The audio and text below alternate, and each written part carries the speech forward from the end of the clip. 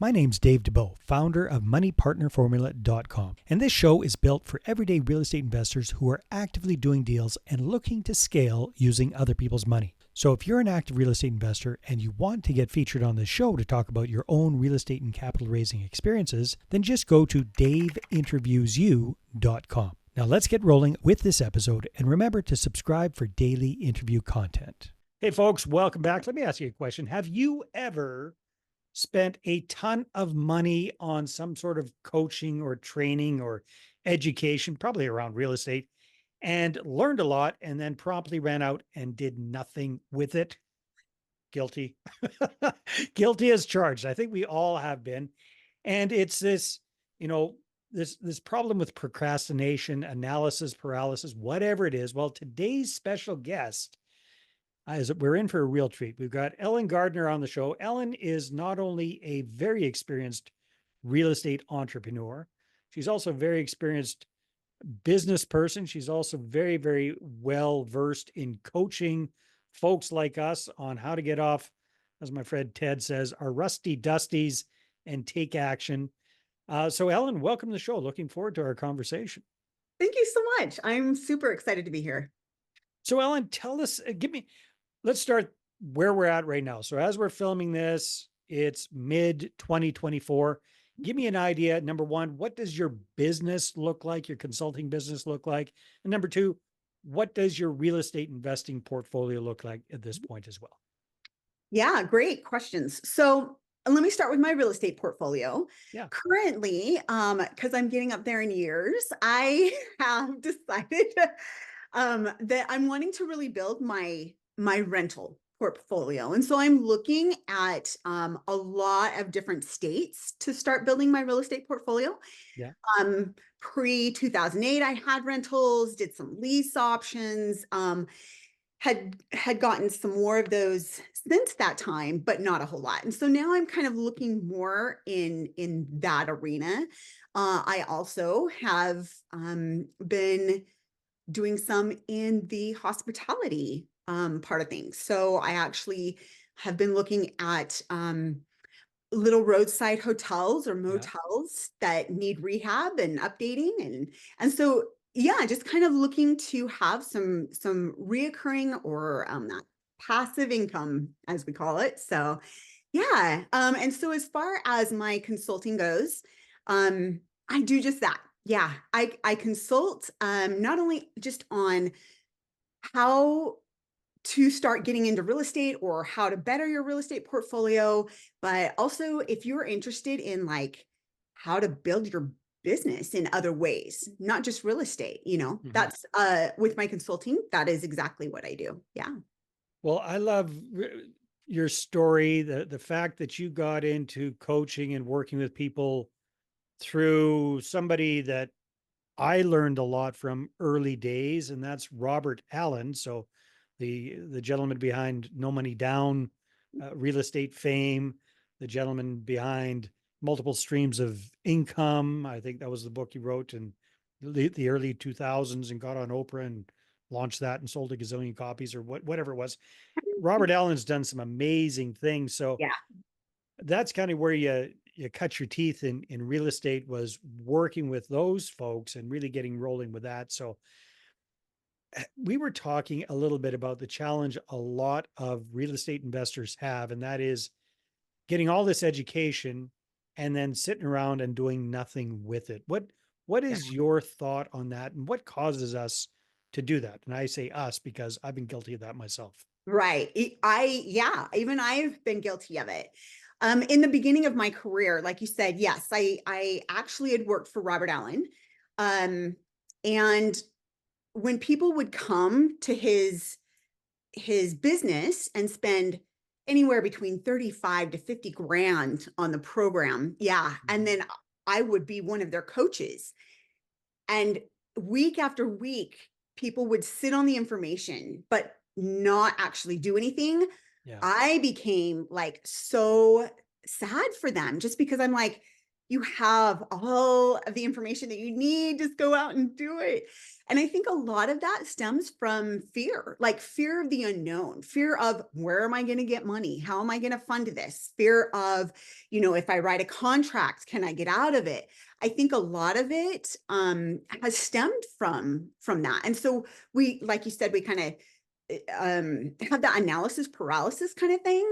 And Mhm. we can do all the numbers until we're blue in the face. But unless we take action, none of that information is actually going to do anything for us. Well, I know you've worked with tons and tons of people over the years around this, Ellen. What recommendations do you have for folks about getting over that and actually taking that step, taking that action? What do you find works best for those people that are just so entrenched in their analysis paralysis? How do you give them a kickstart? Yeah. So I have a saying, and it is wisdom is knowledge in action. Mm, And so we are never going to get anywhere in life, or even the question, where have you gotten in life, without doing anything. And so it's not until you actually take that action that you're gaining wisdom through those experiences. And so my biggest thing is that I will wait for people to take action. Like if I have a client that I'm working with and they're week after week, they're not doing anything, they're not getting out to see property, they're not putting in offers, I will wait until they do. I will just say, okay, it's time to it's time to move forward. Let's go. And so by giving them that, hey, you can do this. I give them the parameters as far as how to put an offer in, where you're not stuck in an offer if you mm, need to get out. We talk about why the fear, where is that coming from? yeah. And really like how to move forward in their real estate endeavors and how to create a system and a I guess what's the word like a Process. yeah, a Mm, group and a group of people like ah, that a support cohort. system. Yeah. Yeah, that Yeah. support system with others that will help to kind of motivate and say, okay, I'm on the right path, or I have questions. Who else can I find out from? So I just really think that like educating and actually just getting out and doing it. Honestly, I wish there was a special sauce because Yeah. then everybody'd be doing this. I don't know. Sometimes I look at myself and it's, we talk about fear and it's really, when you boil it right down, it's kind of the fear of looking bad. It's that fear of failure. It's the fear of, people laughing at you or making fun of you because you tried something and fell flat on your face. I think that holds a lot of us back. What are your thoughts? Like if you dial down to the fear that people have, what is it usually? I absolutely agree with that. The thing though that I had to tell myself, Yeah. because I started this pre 2008. So I worked with a lot of pre foreclosures and foreclosures and since that time, have just worked with distressed properties or whatnot. The Mhm. thing with that is that I have never done the same deal twice. Never. Yeah. No Yeah. matter what Yeah. it is. So to me, that says, yeah, there may be some learning curves. There may be some things that I may not know.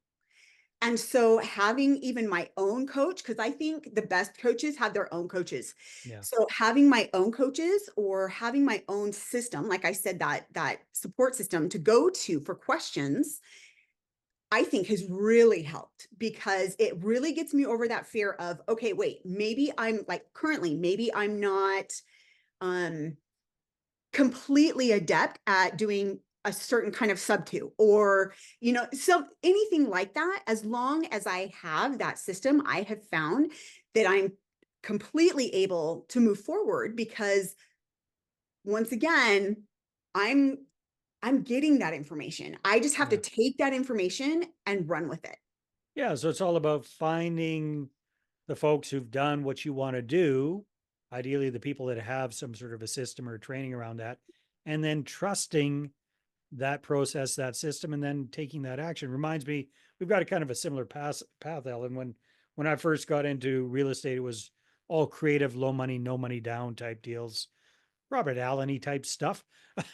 Yep. And yeah, every deal was different, and I got pretty good at doing that kind of stuff. And then when I switched over into a different strategy, a whole new learning curve there, and learning how to do that, and then switching over to a new strategy, it's okay, a brand new learning curve there as well. And yeah, Exactly. it's getting over the fact that, hey, you might have been good at that other thing, but this new thing, it's completely new. And you might make a mistake or two, but if you've got somebody, the right people in your corner, it makes a huge difference. Absolutely. Yeah. Yeah. I really think that being able to pivot is huge in our Yeah. industry. Not only pivoting, but your reputation. And so, like in the beginning for you, I read a little bit about how you felt like you had ruined your reputation with some of the things because you had a buyer on the hook that Mhm. you were trying to find financing for. Um, to me, ruining that reputation is everything. And so that's why I ask anybody and everybody, and I just ask questions because rather than ruining my reputation, if I'm working with somebody who gives me advice or tells me a certain way of doing something, they're more apt to say, okay, this person's willing to learn versus just trying to do it on their own and kind of either half things or do things wrong. Yeah, um, if you can pivot and keep your reputation intact, then you're good to go. exactly. Luckily I dented my Yeah, reputation. I didn't ruin it, and it that's was true. fairly localized. So That's true. And you know now, what? yeah. I think we all do that at some point at a certain extent, because it's like you said, we're always learning. Well, And so, and here's the other thing that I've kind of realized. Ellen, I don't know if you agree with it or not. I agree. Your reputation is very important.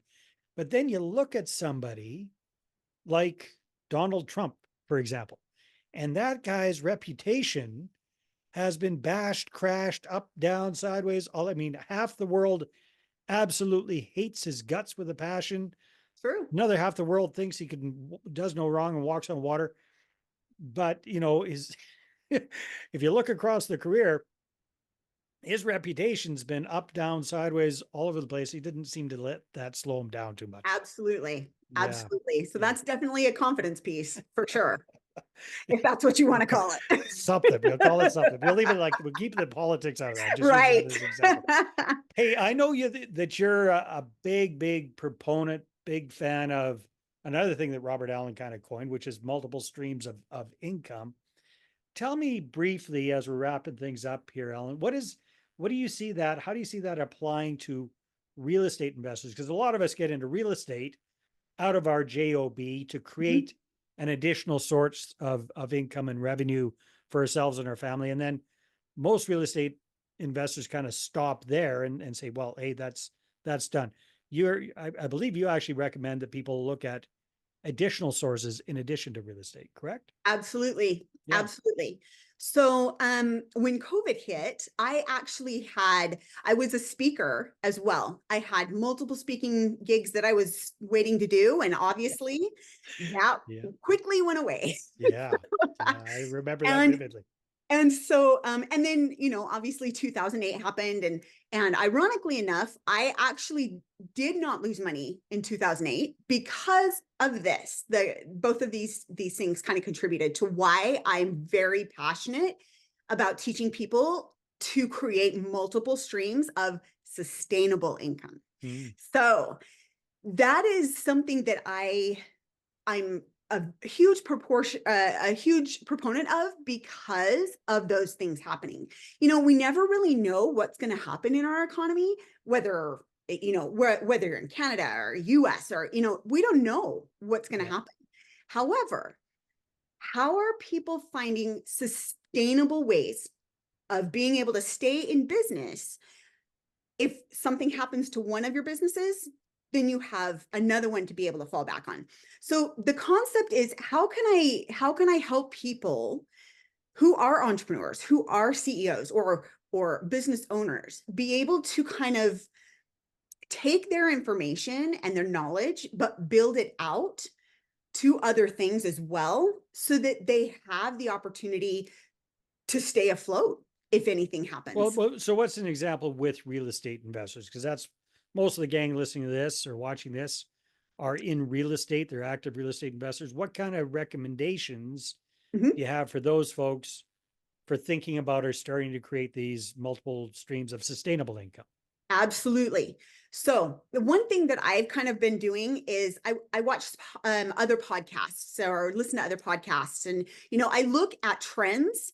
I listen to people who look at trends, and one thing that I've kind of been looking at lately has been the commercial end of things, because I have other people I've listened to that say, whether this is right or wrong, they say, keep an eye on commercial because it might tank, or whatever else, which is exactly why I started looking at these little roadside motels that need rehab or updating.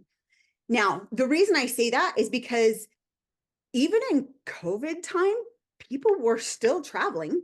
It may have taken a couple of weeks, maybe a month, but people started traveling again.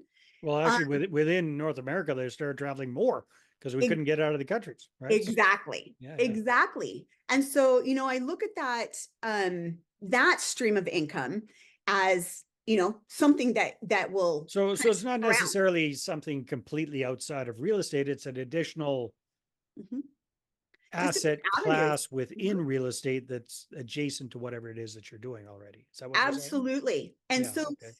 like, for instance, when interest rates are up, it might be better to maybe look at a flip, or something to kind of get rid of quickly versus holding on to if those interest rates are high and you won't be able to cash flow something on your own, or even if we did like some OPM stuff.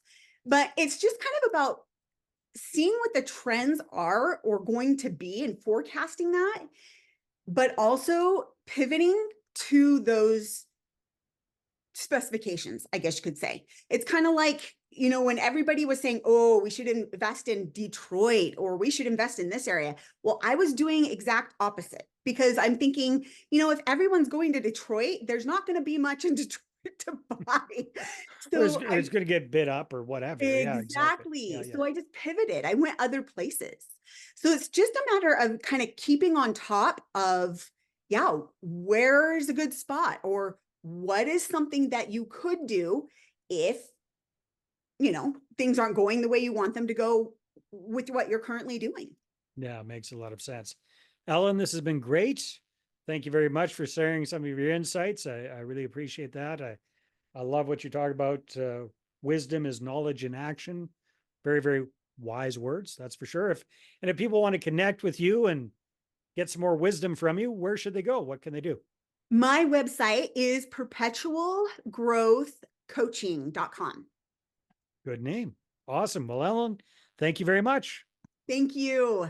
All right, everybody, take care, and we will see you on the next episode. Hey there, I really hope you enjoyed that episode. And as always, if you want to listen to more daily interview content, make sure you subscribe. And if you're an active real estate investor and you're doing deals and you'd like to get featured on this show, then just head over to daveinterviewyou.com. Now, at moneypartnerformula.com, we help real estate investors to create a process for predictably getting capital so they can do more deals without relying on hard money lenders or the banks. We do this by building them a private capital marketing system. Now, if you want help turning yourself into a big money capital attraction machine, then book a call with our team to see how we can help. Just visit moneypartnerformula.com to find out more. All right, take care, and we'll see you on the next interview.